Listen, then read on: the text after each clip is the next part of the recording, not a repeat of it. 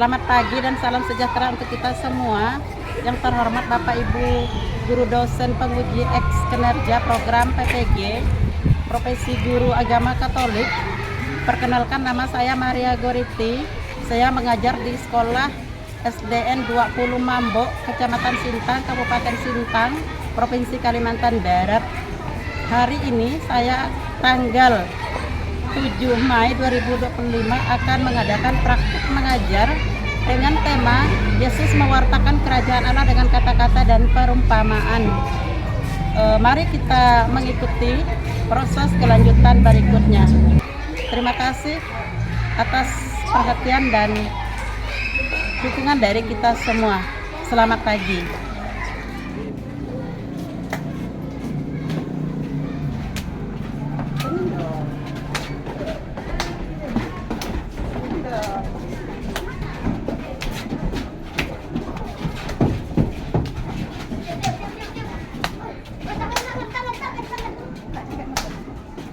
Oke, silakan duduk. Ya, sebelum kita mulai pelajaran, anak-anak, kita sebelum berdoa, kita kalian tepuk semangat dulu, biar semangat gitu ya. Tepuk semangat.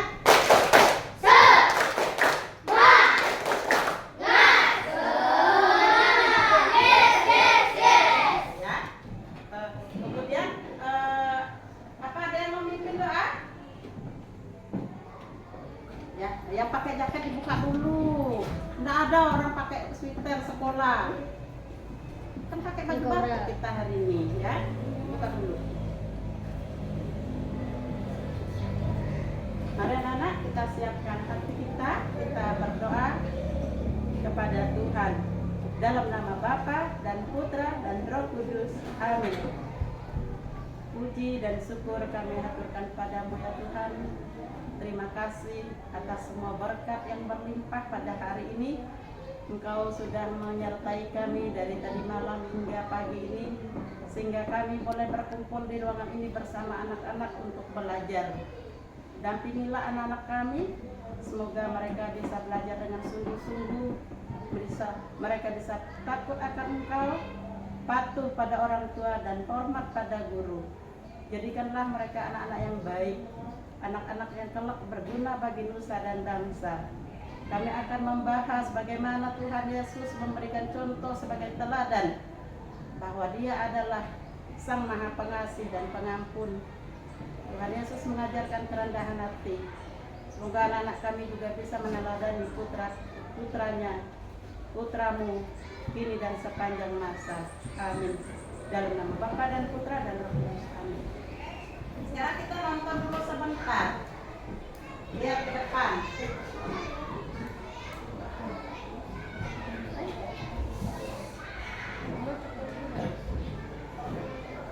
Ya, tidak ada yang berisik. Biar suaranya kedengaran. Ia jatuh ke tangan penjahat-penjahat, bukan saja merampoknya habis-habisan, tapi yang juga memukulnya, dan sesudah itu pergi meninggalkan Israel. Kebetulan ada seorang imam turun melalui jalan. Ia melewati, tapi ia melewatinya dari seberang jalan. Demikian juga seorang Lewi datang ke tempat itu. Ketika ia melihat orang itu, ia melewatinya dari seberang jalan. Lalu datang seorang Samaria yang sedang dalam perjalanan ke tempat itu. Dan ketika ia melihat orang itu, tergeraklah hatinya oleh belas kasihan. Ia pergi kepadanya lalu membawa putranya. Sesudah ia menyerahnya dengan minyak. Kemudian ia menaikkan orang itu ke atas keledai putranya sendiri, lalu membawanya ke tempat penginapan dan perawat. Keesokan harinya, ia menyerahkan 2 dinar kepada pemilik penginapan itu. Katanya, rawatlah dia, dan jika kau belanjakan lebih dari ini, aku akan menggantinya waktu aku kembali. Siapakah di antara 3 orang ini? Menurut pendapatku, adalah sesama manusia dari orang yang jatuh ke tangan penjahat. Jawab orang itu, Orang yang telah menunjukkan belas kasihan kepada-Nya. kata Yesus kepadanya, Pergilah dan berbuatlah demikian.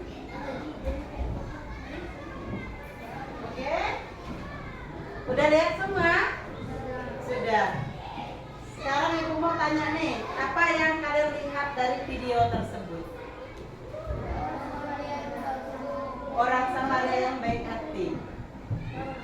Apa yang orang Samaria itu lakukan? Coba, bagaimana dia bisa menunjukkan baik hatinya itu? Menolong orang yang dirampok, ya. Menolong orang yang dirampok tadi, ya kan? Ya, bagus, ya. Berarti anak-anak tadi menyimak ya. Anak-anak bisa lihat langsung kan tadi. Materi yang akan Ibu sampaikan hari ini adalah bagaimana orang Samaria yang baik hati itu membantu penyamut yang pingsan di jalan, ya. Sekarang kita buka yang punya kalian itu.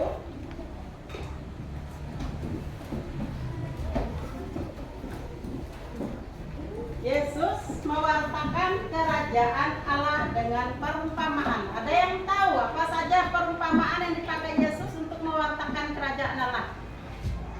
Yang pertama, perumpamaan tentang orang Samaria yang baik hati. Apa yang orang Samaria ini kerjakan? Coba kita baca sama-sama. Ya. Coba kita baca sama-sama. Biar yang lain lihat saja. Yuk Karin dibaca dulu. Karena tidak banyak itunya ya. Lembarannya tidak banyak. Coba dibaca dulu. Satu orang saja yang bacanya. 1. Perumpamaan orang Samaria yang baik hati. Suatu hari seorang ahli Taurat bertanya kepada Yesus, "Siapakah sesamaku?" Yesus menjawab dengan sebuah perumpamaan. Seorang pria sedang berpergian dari Yerusalem ke Yeriko. Dan di tengah jalan, dia diserang oleh perampok yang merampas semua miliknya dan meninggalkannya setengah mati. Seorang imam lewat, tetapi dia tidak menolongnya. Begitu juga seorang Lewi yang melihatnya, tetapi tidak menolong. Namun seorang Samaria yang sedang dalam perjalanan datang melihat pria itu dan merasa iba. Dia merawat lukanya dan membawanya ke penginapan untuk dirawat. Yesus bertanya, "Siapakah di antara ketiganya yang menjadi sesama bagi orang yang jatuh ke dalam tangan perampok itu?" Dan orang itu menjawab, "Orang yang menunjukkan belas kasihan." Yesus mengatakan, "Pergilah dan lakukanlah demikian." Nah, perumpamaan itu mengajarkan kita untuk mengasihi siapa saja. Sampai di situ dulu. Oke? Yang diceritakan di dalam Injil, Injil apa itu tadi? Injil apa? Injil apa ya, Di? Lukas. Ayat 25 sampai dengan 30. Iya, Injil Lukas ayat 25 sampai 30. Ya, itu adalah seorang yang kena rampok, ya kan? Seseorang yang mengadakan perjalanan pada waktu pulang atau menuju ke suatu tempat, tiba-tiba di jalan itu dia kena rampok. Ya, sampai pingsan, sampai tidak berdaya. Terus, siapa saja yang lewat pada waktu itu? Siapa saja tadi yang lewat? Seorang imam. Imam itu kan enggak apa itu imam. Berarti imam itu adalah seseorang yang punya peranan penting di dalam gereja. Ya. Anak-anak di sini jelas sikap peduli yang mau ditanamkan oleh Yesus. Sekarang Ibu mau tanya, kalau teman enggak punya uang jajan itu kasihan enggak? Kasihan. Kamu pernah berbagi enggak? Pernah. Sering. Kadang-kala kan kita punya uang lebih ya. Jadi yang pertama yang mau Yesus sampaikan di sini adalah sikap peduli. Kita peduli sama orang lain. Kemudian apa lagi? Sikap yang mau ditanamkan Yesus di situ, ada yang tahu? Saling menolong. Ada lagi? Edi, apa sikap yang ingin Yesus sampaikan kepada kita? Yesus berkata ada seorang bapak yang memiliki Bukan yang Samaria tadi. Yang orang Samaria dulu. Apa tadi? Sikap apa yang mau Yesus tanamkan kepada kita? contoh sikap yang mau Yesus sampaikan kepada kita lewat perumpamaan orang Samaria itu. Kasih? Iya, berbuat kasih. Peduli udah ada kan, nomor 1 saling menolong, nomor 2 berarti kasih. Kasih. Poin yang paling besar di sini adalah kasih. Anak-anak, kita disuruh saling mengasihi. Bagaimana cara kita saling mengasihi? Apa yang kita lakukan dengan sikap mengasihi ini? Coba. Ada yang tahu? Di dalam rumah, kamu sayang nggak sama orang tua? Sayang sama mama? Sayang sama bapak? Kalau sayang sama mama, apa yang kamu lakukan kalau di dalam rumah? Bantu mama nyuci piring, nyuci baju. Bantu nyuci piring. Itu salah satu bentuk kasih sayang. Oh ya, mama kan capek nanti, aku bantu cuci piring lah. Ya kan? Ada lagi, sayang sama adik. Bagaimana cara kita menyayangi adik kita? Main sama adik. Ada yang punya adik nggak di sini? Ada. Bagaimana caranya sayang sama adik? Kasih bayi. Paling tidak kita jagain. Ya, jagain biar mama bisa kerja. Kamu pernah jaga adikmu bisa? Oke, mama ya. Nah, itulah kasih. Selain itu kasih sama teman. Kalau kasih sesama teman, apa yang harus kita lakukan? Selain bantu kawan, kita tidak boleh mengolok ke teman. Ada teman yang kesusahan, biasakan kalau ada bapaknya meninggal atau siapa yang meninggal gitu, kita ada sumbangan ya kan? Itu juga wujud dari kasih. Ya, secara tidak langsung dengan 1.000, 2.000 yang kita kumpulkan itu bisa membantu teman kita yang sedang kesusahan.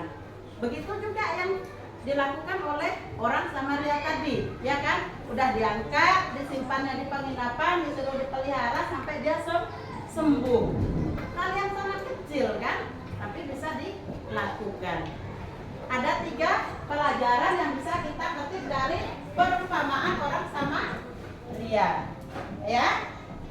Kemudian ada lagi perumpamaan tentang anak yang hilang, ya kan? Kenapa kita berbicara tentang perumpamaan? Yesus berbicara atau mewartakan Injil melalui kata-kata. Kata-katanya apa, Bu? Perumpamaan. Kalau anak yang hilang, coba Edi tolong bacakan. Bagaimana Yesus? Perumpamaan anak yang hilang. Yesus berkata, ada seorang bapak yang memiliki 2 anak. Anak yang membungsu berkata kepada bapaknya, beri aku bagian warisan yang menjadi aku. Bapaknya pun memberikan hasil itu. Boros. Ketika dia kehabisan uang sebuah kelaparan datang ke negeri itu. Dia pun bekerja sebagai teringat akan ayahnya dan memutuskan untuk kembali mengakui kesalahannya dan meminta maaf. Ketika ia masih jauh, ayahnya melihat berlari menelusnya dan memeluknya dengan penuh kasih. Ayahnya berkata, anak ini telah mati dan hidup kembali. Ia hilang dan ditemukan, mereka pun merayakan kembalinya anak itu. Ya, itu Injil apa tadi di? Injil? Ya, Injil Lukas bab 13 ayat 11 sampai 3 sampai berapa? Sampai 32. Ya, Lukas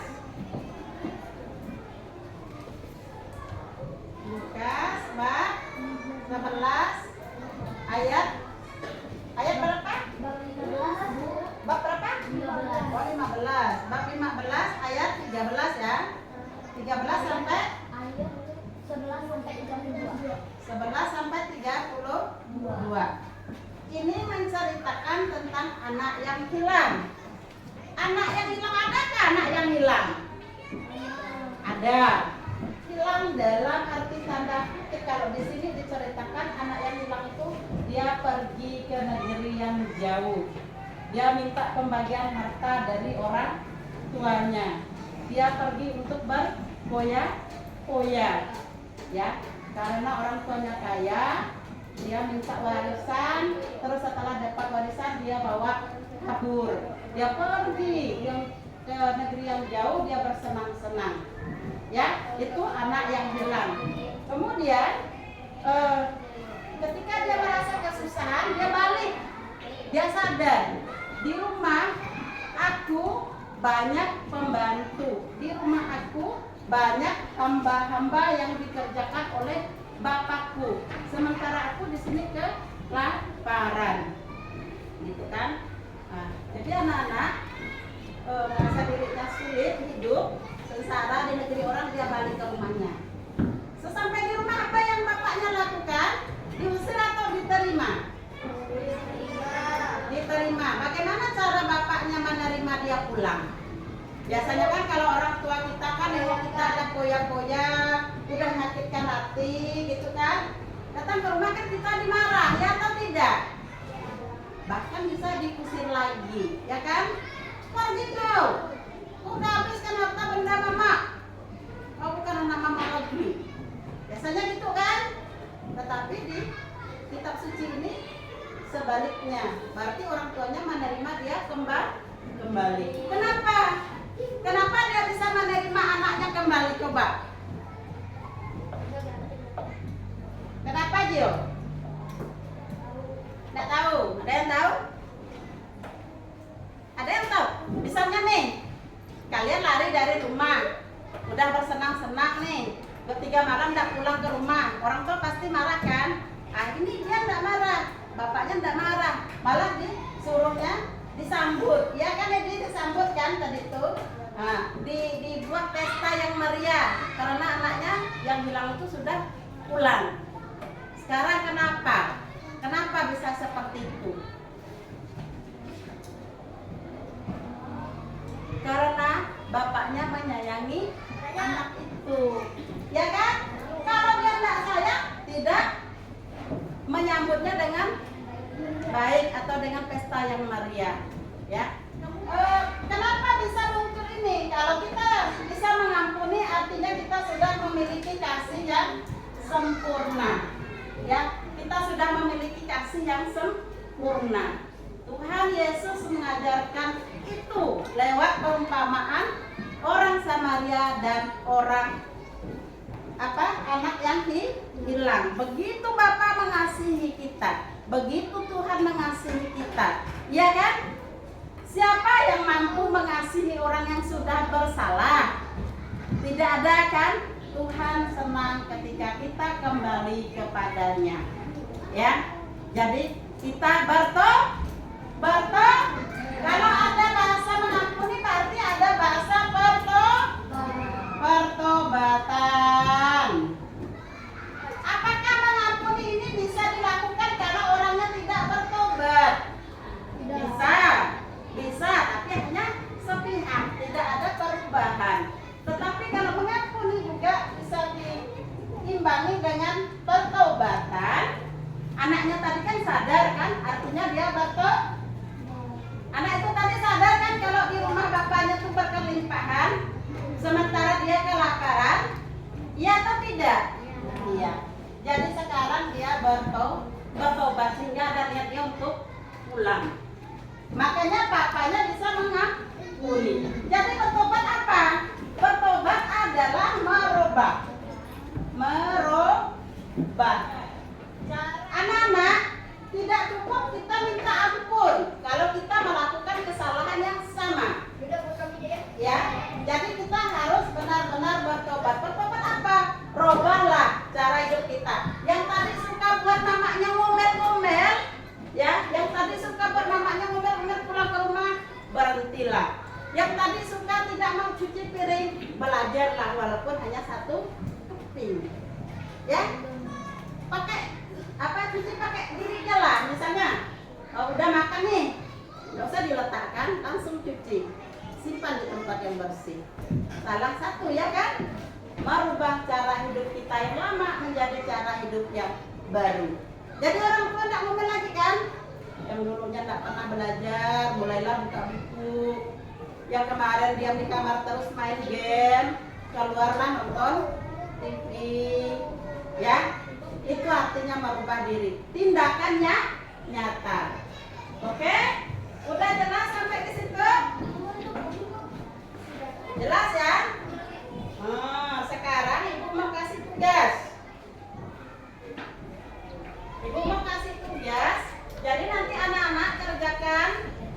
bukunya masing-masing, tapi kertasnya ibu bagikan per kelompok karena kemarin ibu cetak juga hanya beberapa saja ya. Kamu kerjakan di buku kamu masing-masing ya. Nanti boleh gantian bacanya atau satu yang bacakan yang lain. Yang lain itu apa namanya? Yang lain nulis gitu. Satu yang bacakan, yang lain nulis gitu. Masih ada satu yang belum dapat ya.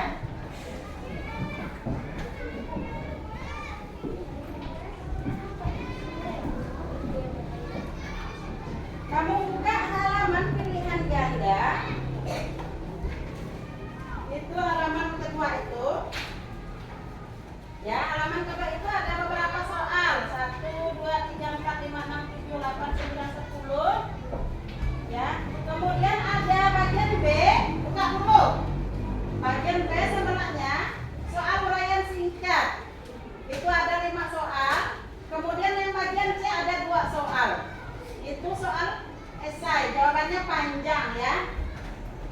Kalau nanti tidak bisa gantian, satu orang boleh bacakan untuk pilihan gandanya. Kalau yang esainya nanti ditulis dulu soalnya di buku masing-masing. Oke?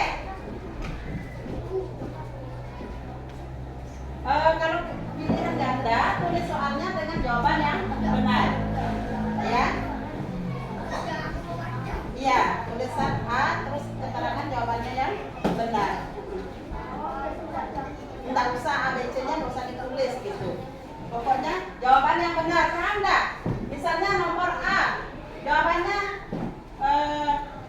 Yesus sering menggunakan perumpamaan untuk mengajar agar A. mendengar kita tidak mengerti, B. menarik perhatian orang banyak, C. ajarannya mudah dipahami dan dihayati, D.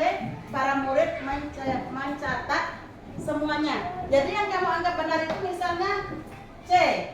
cukup Yesus sering mengajarkan perumpamaan untuk mengajar agar titik-titik gitu ya. Kemudian jawabannya C. ajarannya mudah dipahami atau dihayati. Seperti itu contohnya. Oke? Sudah tidak soalnya tadi itu? Kamu nomor berapa? Dia nomor berapa aja? Nomor 3. Doni nomor berapa? Yang mana yang sulit menurut kamu? Ada yang sulit kan? Nomor berapa? Dia nomor berapa yang tidak bisa kamu selesaikan?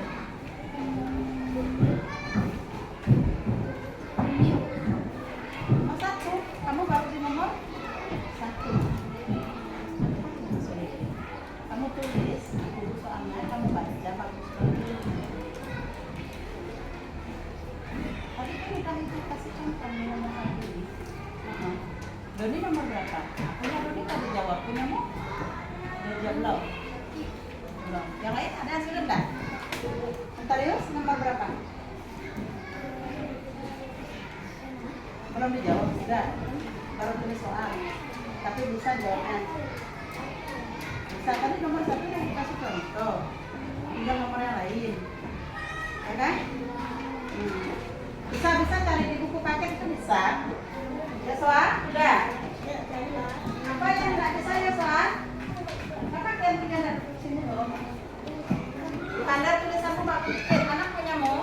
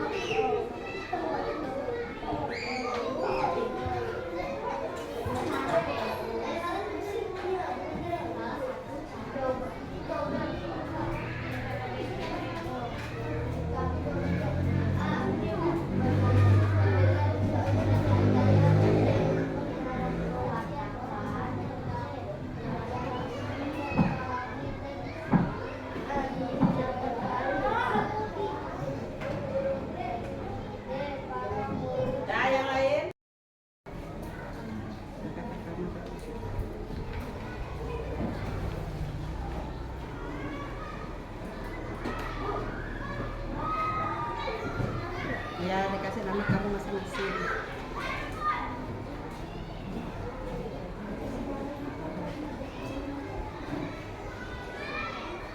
Kita nggak pakai makeup sebentar. Ya. Jadi nomor berapa? Nah, itu dari dulu. Sampai 5 aja yang udah kamu selesaikan dulu.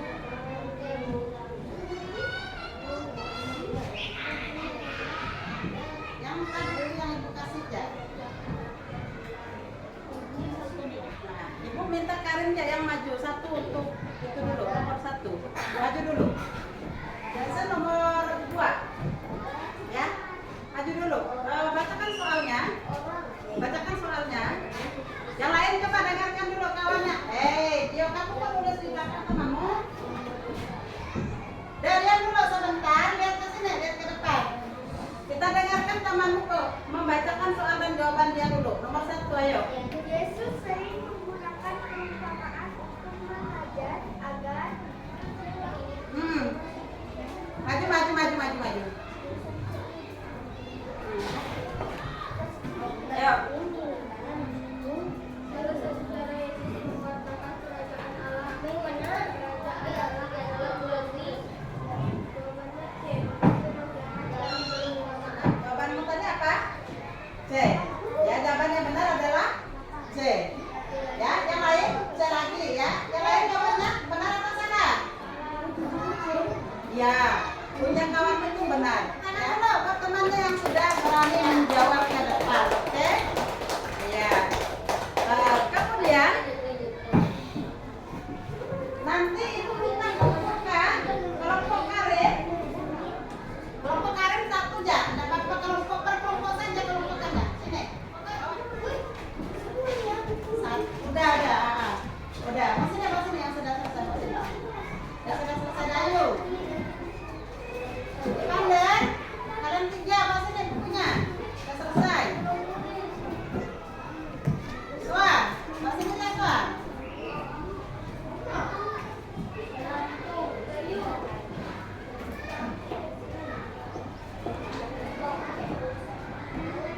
Nah, sekarang ibu mau tanya nih dari pelajaran yang kita pelajari tadi yang menceritakan kisah seorang Samaria yang baik hati, apa yang bisa kalian bawa pulang? Pesan apa yang disampaikan dari cerita tersebut? Kita harus saling menolong dan berbuat baik. Ya, Yesus mengajarkan kita pertama peduli sama orang, ketika saling mengasihi, dan kita harus melakukannya dengan berbuat baik. Tidak cukup untuk mengasihi saja kalau tidak dipraktekkan dengan tingkah laku. Hal kecil yang bisa kamu lakukan di rumah adalah yang pertama, kamu bisa memulai mengasihi keluargamu. Sederhana anak-anak, cara mengasihi keluarga yang bagaimana yang ibu maksud? Patuhi orang tua. Sederhana kan? Itu cara kalian mengasihi orang tua. Kemudian belajar yang baik, yang benar. Oke? Siap? Udah bisa? Ya, kalau mau. Sekarang kita tutup dengan doa penutup. Doa penutup itu minta Karin yang tutup doa. Dalam nama Bapa dan Putra dan Roh Kudus. Amin.